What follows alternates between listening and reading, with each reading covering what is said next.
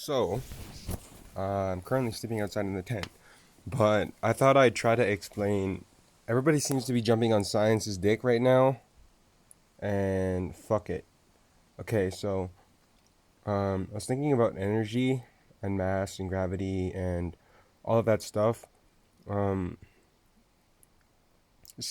and then it got me thinking the higher dimensions. Is there matter in higher dimensions? If there is, then time must exist. And then, that led me nowhere. So I started thinking to infinity. And then I thought to a higher dimension.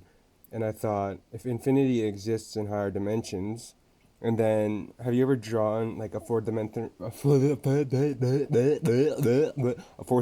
cube on a two-dimensional piece of paper while in the third dimension? Of course, that's the only way you can draw it.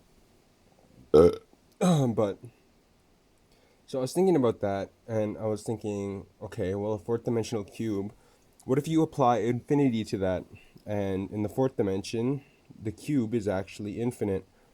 Now, if you imagine every cube as a universe, there are infinite universes. Now, this is kind of crazy, but there are a lot of theories about infinite universes and universes inside of universes inside of universes.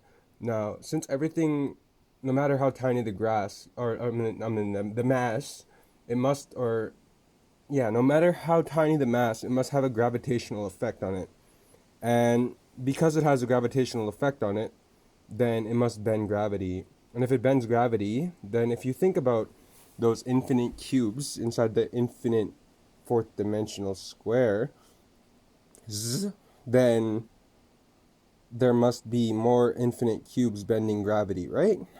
Um, See, this is where I kind of get confused because parallel